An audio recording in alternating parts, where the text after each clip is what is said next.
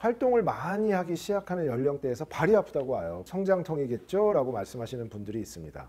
계속 고생할 때는 이런 평발이 동반될 수 있다는 것이 대증적 치료를 하고 증상이 없으면 다시 운동을 시켜도 됩니다.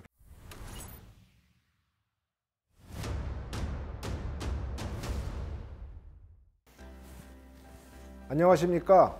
이동탄 신도시 바르다임 병원의 병원장 오강준입니다. 제가 성장통 이야기도 말씀드렸고, 성장통으로 오인해서는 안 되는 고관절 질환의 관절 감기라고 제가 비유해서 말씀드렸던 그런 것도 있었죠. 오늘은 발입니다. 발. 활동을 많이 하기 시작하는 연령대에서 발이 아프다고 와요. 그러면 어머님들이 또 선생님 성장통이겠죠? 라고 말씀하시는 분들이 있습니다. 사람들의 한 10%에서 15%가 부주상골 증후군이라는 걸 앓고 있거든요. 이게 뭐냐면 엄지발가락하고 복숭아뼈 아래 거기를 연결해 주는 뼈예요. 이게 이제 배 모양으로 생겨서 주상골인데 여기에 뼈 조각이 하나 있는 겁니다. 그래서 이 그림에서 보는 바와 같이 서서 위에서 내려다보면 발 안쪽에 이렇게 튀어나와 있는 경우가 있고, 거기에 통증을 느끼는 경우가 바로 부주상골 증후군. 이게 액세서리 나비큘라라고 하는데요. 액세서리가 무슨 뜻입니까? 장신구란 뜻이죠. 그러니까 불필요한 뼈가 하나 더 있다는 거예요. 거기 부분이 튀어나와 있는 애들, 그리고 활동하고 나서 거기가 아프다고 하는 애들, 성장통이 아닙니다. 부주상골 증후군일 수 있으니까 의사의 진찰을 꼭 받아봐야 됩니다.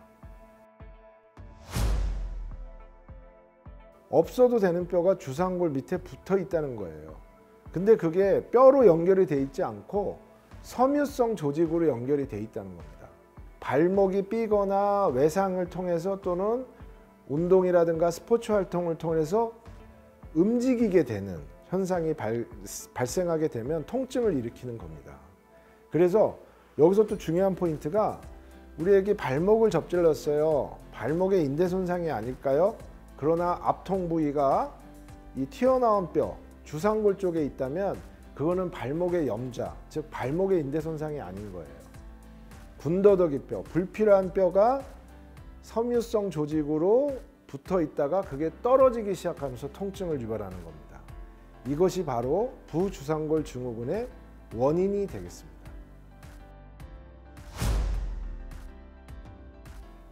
자, 그러면 진단은 어떻게 하죠? 엑스레이를 찍어 보면 알아요. 그래서 거기에 엑스레이상 떨어져 있는 뼈 조각이 보인다. 즉 불필요한 뼈 조각이 하나 더 있다. 주상골 바로 옆에요. 그러면 이 부주상, 그리고 통증이 있고 앞통이 있다. 그리고 얘가 축구나 발레나 달리기, 기타 운동 등을 하고 발목이 접질렀는데 아파서 왔다. 이러면 부주상골 증후군인데, 그럼 치료는 어떻게 하나요? 이게 중요합니다. 다 수술을 하진 않아요. 그래서 이 주상골 증후군으로 진단을 받고, 부주상골 증후군으로 진단을 받고 왔을 때 우선은 방기부스, 통기부스 같이 활동을 제한하고 안정을 취하도록 해서 한 2주 정도 치료 경과를 보면 대부분 그대로 낫기도 합니다. 그래서 어린아이, 그러니까 소아기, 유소년기, 그럴 때까지는 이런 부주상골 증후군이 생겼을 때 바로 수술하는 건 아니에요. 일단 대증적인 치료, 증상 치료, 즉 활동을 자제하는 치료를 해보는 겁니다. 그런데 이것이 성인이 돼서도 계속 아프다, 활동을 못하겠다 라고 하면 수술이 필요할 수도 있고요. 그때는 한 10세 이후, 12세 또 성인이 돼서 한번 생각해 볼 문제입니다. 근데 부주상골 증후군이 왜 중요하냐? 바로 평발과 연관이 있다는 겁니다. 이 주상골에는 후경골건이라는 인대가 붙어 있어요. 근데 그게 뭐냐면 발의 안쪽에 아치를, 우리가 발바닥이 이렇게 평평하지 않잖아요. 아치를 형성하는데 매우 중요한 인대입니다. 이 주상골에는 후경골건이 붙어 있는데 부주상골 때문에 이게 떨어져서 그게 아치를 형성하는 힘이 약해지면 어떻게 되겠습니까? 안쪽 아치가 내려앉게 되겠죠. 그러면 후천성 평발이 생기는 겁니다. 그래서 부주상골 증후군에 있는 아이들이 만성적으로 계속 고생할 때는 이런 평발이 동반될 수 있다는 것이 굉장히 여러분들이 알아야 될 중요한 포인트라 하겠습니다. 우리 아기 이제 운동을 그만둬야 되나요? 앞으로 운동하면 계속 재발하나요? 그런 부분에 대해서 질문을 많이 하세요. 꼭 그럴 필요 없습니다.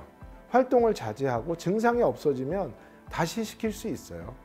점차 평발로 진행하는 부주상골 증후군은 조금 더 수술적 치료 등 적극적인 치료를 하셔야 되고, 그 당시에는 운동을 잠깐 중단해야 되는, 치료가 완료될 때까지 그런 경우도 있다는 점. 아까 평발을 강조했듯이 치료에 있어서도 평발의 동반 유무가 굉장히 중요하다는 점입니다. 자, 이제 마지막으로 두 가지 말씀드리겠습니다. 수술을 해야 되는 경우 말씀드렸죠? 평발, 그 다음에 평발이 동반되는 경우, 또 성인이 돼서도 계속 아픈 경우에는 수술을 해야 돼요. 그런데 수술은 매우 간단합니다. 이 뼈 조각을 제거하고 그 뼈 조각에 붙어있던 후경골건을 남아있는 원래 큰 주상골에다 붙여주면 되고요. 수술은 30분이면 됩니다. 그리고 뭐 기부스라든가 수술 후 재활 과정을 거쳐서 뭐 한 달 이내에 완전하게 낫는 병이니까요. 너무 걱정 안 하셔도 돼요. 그러면 마지막으로 수술 후 재활 과정이 중요하겠죠. 이 후경골건을 강화시키는 운동을 하면 되는 거예요. 쉽게 말하면 수술 후에. 그래서 발을 안쪽으로 틀어주는, 그러면서 한 10초 정도 장력을 느낄 정도로 틀어줬다가 풀어주고, 틀어줬다가 풀어주고, 이런 수술 후 재활 과정을 필요로 하면 나중에 다시 운동으로 아이가 좋아하고 성인이 돼서도 적극적으로 활동할 수 있는 그런 상태로 돌아가게 됩니다. 근데 이것은 어디까지나 수술 후 재활 과정에 속하는 내용이지, 자기가 부주상골이 증후군이 있는데 후경골건을 강화시키기 위해서 무리하게 운동하는 경우에는 더 증상을 악화시킬 수가 있다는 점 잊어서는 안 되겠습니다. 오늘 말씀드리려고 했던 취지는 결국 이거예요. 우리 아이 어저께 축구단에서 축구하고 왔어요. 야구를 시키려고 좀 운동을 많이 하고 있어요. 태권도장을 너무 좋아해요. 발레를 시키고 있어요. 근데 애가 어느 날부터 갔다 오면 발이 아프다고 그래요. 선생님, 이거 성장통 아닌가요? 성장통이 아닐 수도 있다는 점입니다. 그래서 엑스레이를 찍어보면 부주상골, 그러니까 뼈 조각이 하나, 불필요한 뼈 조각이 하나 더 있느냐, 그거를 진단하고 급성기라면 간단한 대증적 치료로 나을 수 있지만, 평발이 동반이 되는지, 또 그러면서 얘가 계속 활동하면서도 계속 아픈지, 10세가 지나고 12살이 지나고 청소년기가 지나도 계속 아프다고 하는지, 그런 거를 잘 살펴가지고 치료를 적절하게 받는 게 중요하겠습니다. 성장통 아닌 거 되게 많아요.